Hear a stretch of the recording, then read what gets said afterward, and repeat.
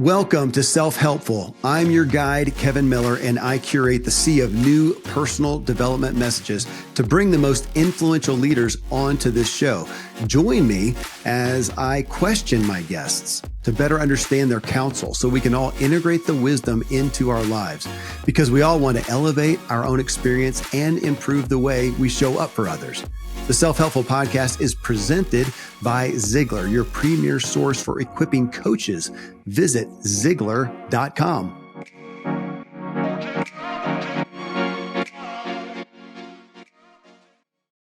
Hello, Self-Helpful listeners. In this episode, the big idea, the big takeaway, and the big action. This is part 4 of my series on boundaries.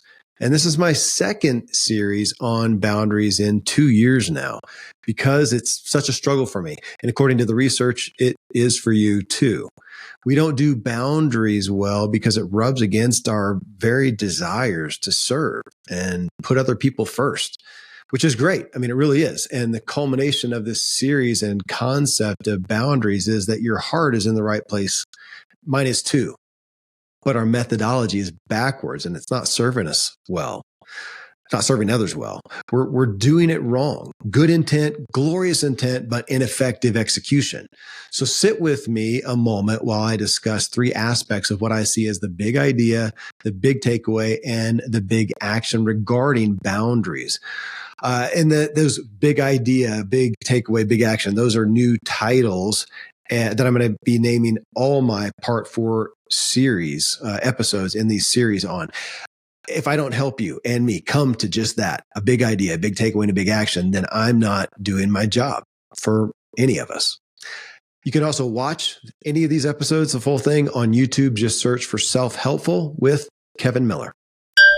All right, friends, this is the big idea, the big takeaway, and the big action on boundaries.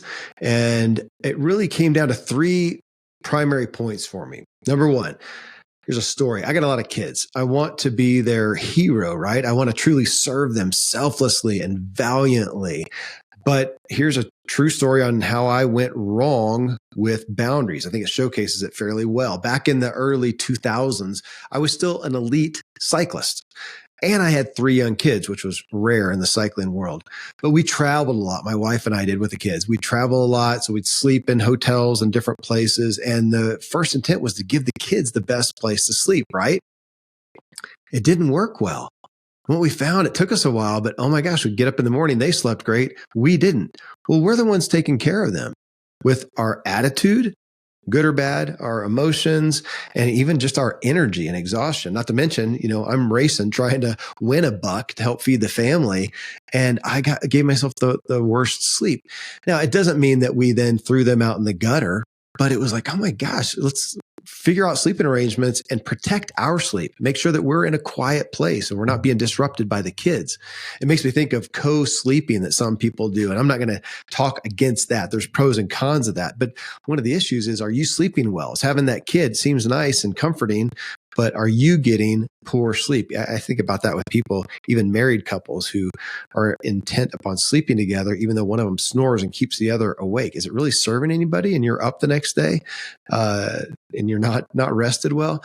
It just was backwards math. And we realized, oh my gosh, we actually are better for the kids if we protect our sleep. And turns out they just sleep well about anywhere anyways, but we protect our sleep and then we can serve them well. We just had it backwards. Great intent, but bad execution. And we've all heard that about planes, right? If a plane's going down, you give yourself oxygen first so that you're able and can help others. If you can't breathe, you can't help anybody. We hear that. It just does not resonate. It just doesn't. We've heard these, like a lot of self-help messages. It doesn't resonate. And ultimately, we can't do it unless we are aware of ourselves, aware of our own capacity. And what's so dangerous is a lot of us have just gotten used to running at half-mast in our lives in general and giving half-mast. We're giving out of less. It's interesting. It reminds me of the old documentary Supersize Me, where a guy lives on McDonald's every single day. And he does that, and really fast, he just tanks really bad. But then what's just as disconcerting is he kind of levels out. he kind of, after a while, his body kind of gets used to it. And your body's amazing at surviving. And it says, oh, hey, this is what we got. Better make the best of it. And so it kind of regulates him and he kind of gets better on it and kind of evens out at half mast, at lower capacity. And that's what a lot of us do. And we don't even know that we're running at lower capacity and we're giving out of a lower capacity. And it brings us into that aspect of self-care, which, man, I get that. There's a lot of people like me who hear that term of self-care and it feels selfish. And it's taken a lot for me to realize that that self-care is not a luxury. It's a necessity. If I want to be full, if I want to be happy, at peace, fulfilled, and giving from that fullness. And for a lot of us who may never, I'm not going to say this necessarily for me, but a lot of people, you've never experienced that. You've been giving and trying to serve others and ignoring yourself since you were a kid. You don't know what it's like. This is a different language. So here's my big idea. This is my big analogy. Literally, I love playing mind games with myself to help me better understand things, to take away the things that we have in us that discount things that help us not be able to really engage and digest something. So check this out. If you were offered $10 million, okay, $10 million to be at your best capacity, over the next 2 years, not at the end, but over the next 2 years, starting tomorrow, you be at your fullest capacity. I have a watch. I have a Garmin watch, which is best at tracking, my runs and rides and stuff. So I'm not saying it's the best, but it also regulates my body, my my measurements, I can't think of the word at the moment, but it looks at at how I'm really doing. Okay. And it has a body battery. So I wake up in the morning and it says, hey, you're at 100%. You got great sleep. You're totally recovered from what you did the day before. And a lot of times I'll wake up and it says 70%. Sometimes I'll wake up and it's at 40% or 30%. I woke up and I'm already at only 30%. Okay. So this is saying somebody's going to give me $10 million. Say, Kevin, we want you to do whatever it takes so that you are at 100% every day. You're going to have to get good sleep. You have to take care of yourself. You're going to have some margin in your life, yada, yada, whatever it is, to be at your best capacity every day, as much as you can over the next 2 years. If you do that, if you achieve a certain level, $10 million is given to you, and you can take that and split it with let's say your family or your friends or those closest to you that you care about. You don't have the money now. You can't just take it and use it. You have nothing different. You wake up in the morning, it's the same thing. Now imagine all the people around you who are going to benefit from that. They were going to get some of that money. They knew about it. How would they orient their lives differently to help protect you? And imagine waking up like that. Every day you're 100%. Man, you've got a lot to give. You don't have to just take care of yourself. You got plenty to give. You can watch that thing and go, man, I'm giving. At the end of the day, man, I'm at 50%. I still got half full. I can go to bed and I'm going to be at 100% again. That's what our goal is here. Think about what that would be like for your family. At the end of 2 years, $10 million, you get to give everybody some. It's a legacy, tax-free, change your life, change their lives. Imagine if that was real. That's a big idea. That's what life really is. You're giving them your best. Maybe it's not $1 million. Maybe it is. Maybe it'll help you make money or $10 million. But it will give you so much hope, joy, peace, patience, grace, tolerance, the fruits of the spirits, if you're familiar with the Bible, that you can give to others instead of what they may be getting now, which may not be bad, but it's probably not your best. Number 2. Renee Marino, who is my co-host in episode 3 in this series, really helped bring this out of Terry Cole's message and help me see it better. And she pointed out that Terry said, unhealthy boundary patterns are rooted in a confusion about what's actually our responsibility. We've probably all heard about helicopter parents. We're in that phase of the culture right now where we take care of everything with our kids. We don't want them to feel pain. We don't want them to fail. We don't want them to suffer. We don't want them to have any hardship. We're afraid they're going to get depressed and suicidal and whatever it is, but that's what we're doing. And we're enabling our kids. I said we, me too. I have 9 kids and I have not done everything perfect with all of them. I did so much for my family. I have done so much. I had a daughter one time say, Daddy, I'm going to tell you about, she was telling me about something that was wrong or something. She said, wait, don't fix it. I don't want you to fix it because then I won't learn. God bless her for that maturity. And I realized when I came to a breaking point of bitterness, The literal story, I remember it. I was on my property. I was taking care of a car, something like that. I won't go into all the details, but I realized I have a limit. I had the ability to keep trudging along in bitterness, but I had a limit, obviously. And I didn't like that. I wanted to be limitless. And I realized as I looked at that, I am continuing to realize how much I did that wasn't even asked for. I would just hear a hint, a whisper of a need and go do it. I wasn't doing it for them, is what I finally figured out. I was doing it for me, to feed my image of being the hero, of being Superman, of being God, of being the fixer. It was about me. I wanted them to look at me with awe and reverence. And it was about me, feeding me. And I was doing it with a bitter heart. And I was robbing them of learning. And so I stopped a lot. I had to be really aware of it and just stop. And I would hear this need, somebody talking about a car problem or a school problem or a, whatever problem. And I would just stop. It felt so bad. I hear the problem. I'm a discerning, empathic person. I hear the problem. And to just not do anything felt so bad. And it took time to realize, oh my gosh, they didn't ask me to do anything about it. They weren't wanting me to do anything about it. They were just talking about a problem, maybe discussing it with a sibling or, or my wife or a friend or whatever. And lo and behold, they would just go take care of it ultimately. And I first realized what wasted effort I was doing. I didn't need to. They could take care of it. And it kind of felt bad. Like, oh my gosh, I'm not so needed. Okay, that's the admission. It kind of felt bad. I wanted to be so needed and so vital. Like I'm doing God and everybody else a favor. And that was, again, for me. And it kind of felt bad. That's an admission, but I think some of you guys will relate. And then I also realized, oh my gosh, they're so capable of figuring stuff out. It was amazing. So that was my big, big lesson there. Now, some of you may look at that and go, yeah, I've got a kid and I'm trying to do that with, or you might try to, and you might realize they're whining or angry and telling you you're a negligent parent. I mean, I can't foresee what everybody will deal with in your own life when you start to have some boundaries and leave things for other people to do. But it really causes us to look at what is our responsibility? Is this best if I do it for this person, if I do this thing? Or am I enabling them? Am I crippling them? It may feel bad in the moment, but long term, it's a payoff for them and for you. And I've talked about this. You may have heard this on shows. Just to wrap up this point, I did it in my business with coaching clients. I had this organization called Free Agent Academy helping people pursue self-employment.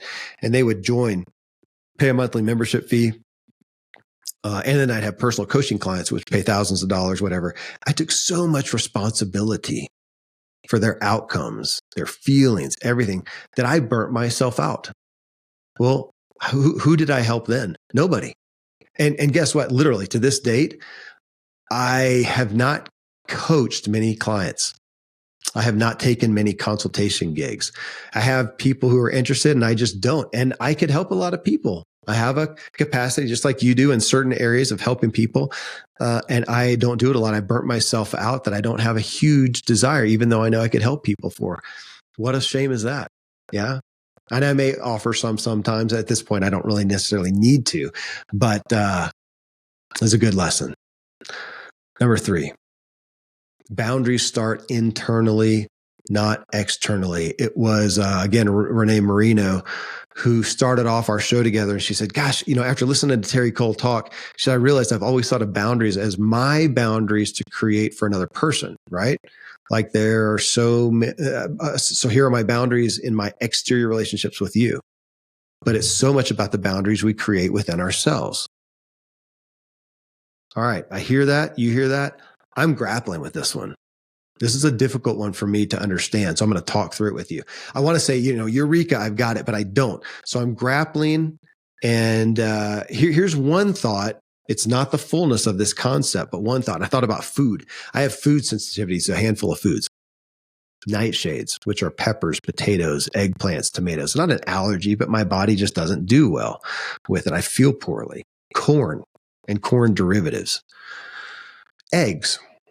And then legumes, which are beans, peas, and lentils. So let's imagine I go to dinner with you. You make dinner for me. And you make that stuff.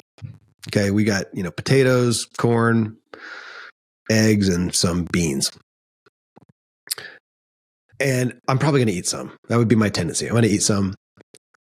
But and let's imagine that the next day we're going on a road trip together, just you and me. We got a long trip. We got to trade off on driving. We're gonna be talking together. Okay, so but I eat it because I want to be nice to you, right?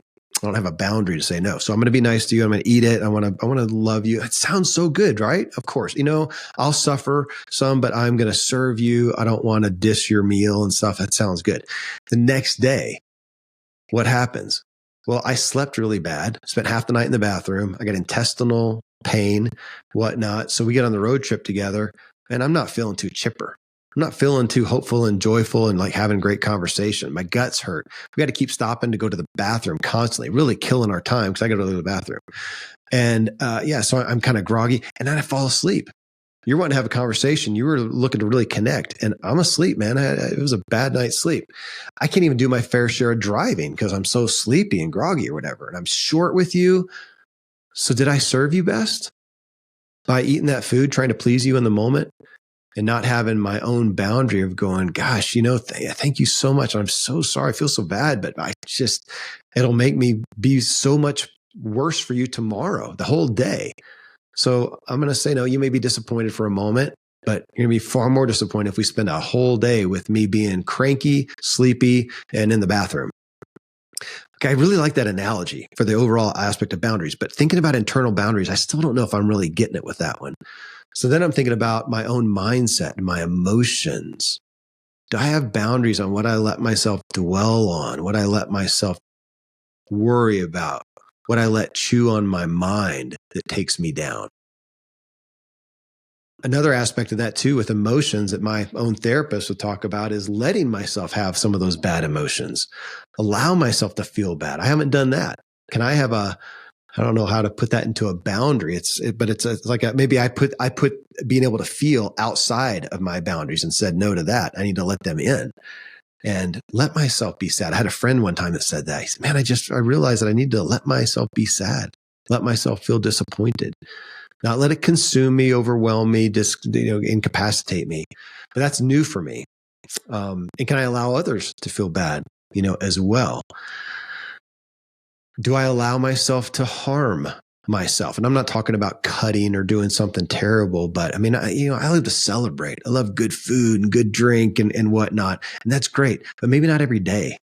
I can't stay up late every day and be well. I need an internal boundary that says, hey, go to sleep, Kevin.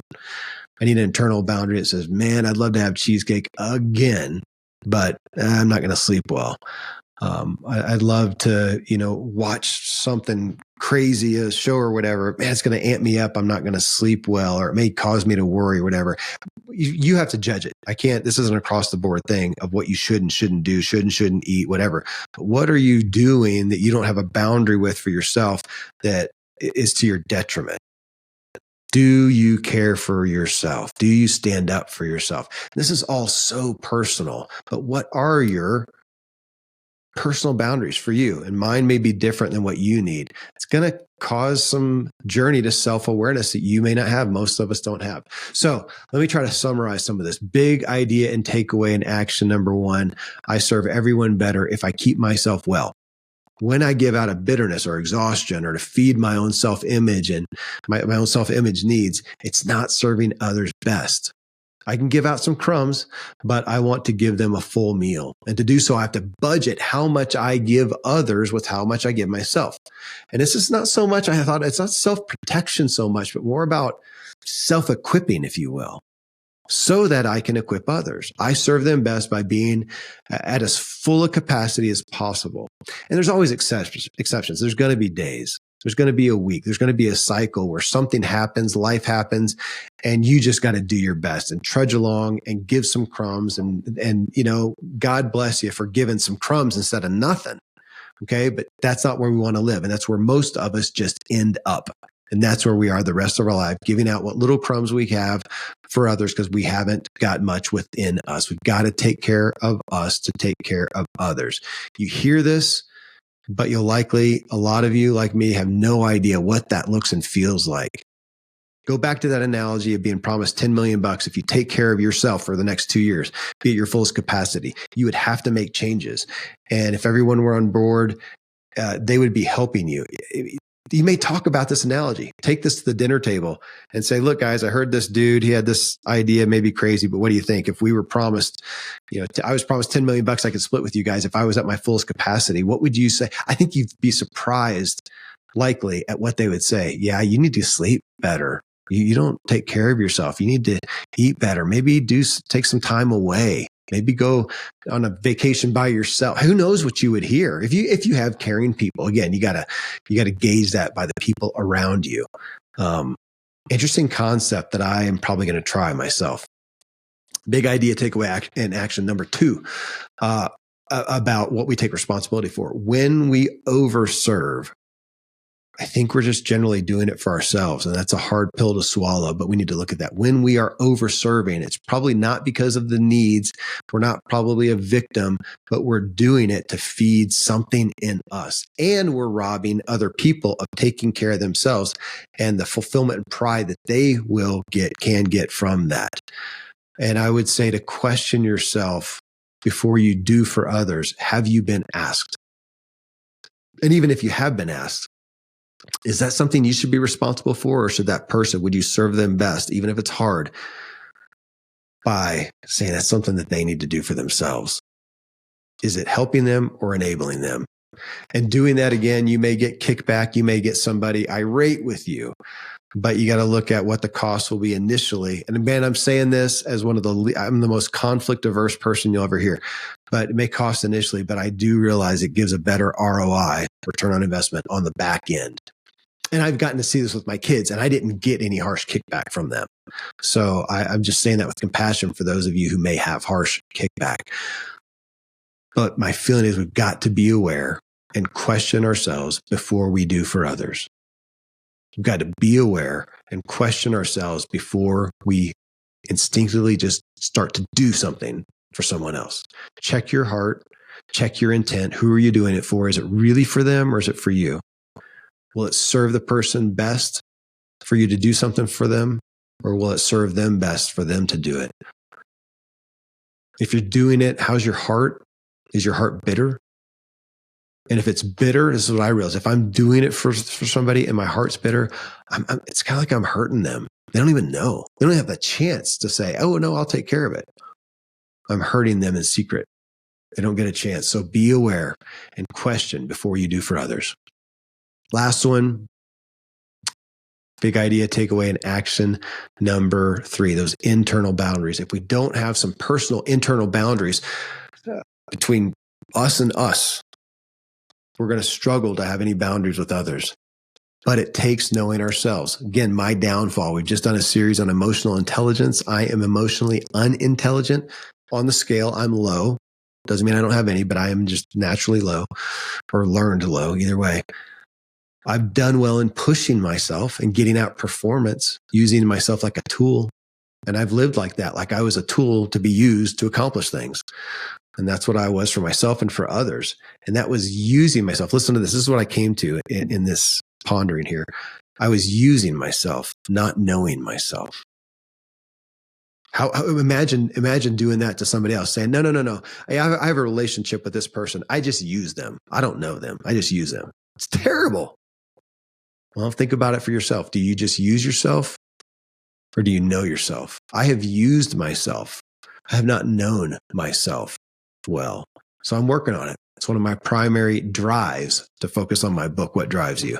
My drive has shifted to knowing myself so that I can know others and serve them better. So what fills you? What drains you? That is, to point out to my book, What Drives You, that's what it walks you through. Key areas of life. That's a big part of it. What fills you? What's really for you? And then what drains you? And it can be pretty convicting to go through that. We did a series on being sensitive with Andre Solo. He has a book, Highly Sensitive. I think it's called Highly Sensitive People, but about highly sensitive people. And not everybody's highly sensitive, but we all have sensitivities. Do you know those? And knowing those and protecting, to use that word, protecting myself of some of those things has helped me be a better person for everyone I want to serve. I've missed this so much. I've run myself ragged. I've gotten bitter. I've served from an empty cup. I've given crumbs. I don't want to do that. I want to give from a full cup. Don't use yourself. Know yourself. Know what makes you full and fill yourself. Don't get stuck there. Obviously, somebody's going to take this go, oh yeah, I know somebody who did that. They just got on this self-improvement stuff and self-care, and they just go and all they do is serve themselves. Well, that's a bummer. But I don't know if it's any worse than those who have done the opposite. Oh, all they do is pour out crumbs, bitterness, whatever. How about a happy medium of a balance in there, filling ourselves up so we can pour out, filling ourselves up and pouring ourselves out. Back to that aspect I talked about, the body battery. My desire would be to wake up at 100% every morning and then pour myself out to about 50% maybe on an average day. Sometimes maybe not even that. Not a whole lot of demands, man. Only 75%. I'm good. Go to sleep, back to 100. Then there's going to be the day, and I'll play with the analogy. Maybe if I can do that enough, I build myself up to 125%. Math doesn't work, but you get the idea. So that one day, the next or a certain day, something happens, and it's a huge pouring out. And oh my gosh, I go down to 25%. But man, I had some reserves. Want to build up the reserves so I can then bounce back. All right. Well, here's to you and me doing the work to figure out what does fill us up. What is being at full capacity like? That may be a new thought, a new language, but we're doing it so that back to where we started, where we have been, we can serve others and serve them better. All right. Well, big thanks to our catalyst for this series, Terry Cole, and the message in her new book, Boundary Boss, The Essential Guide to Talk True, Be Seen, and Finally Live Free. You can get that book anywhere, and you can find Terry at her popular podcast, The Terry Cole Show, Terri. Thanks to my episode 3 co-host and friend, Renee Marino, author of Becoming a Master Communicator. Well, here's to you and me learning little by little how to have healthy boundaries within ourselves and with others so that we can serve everyone better and truer. Friends, thank you for tuning into Self-Helpful, where I curate the sea of new personal development materials and help you integrate wisdom into your life, because we all want to elevate our own experience and improve the way we show up for others.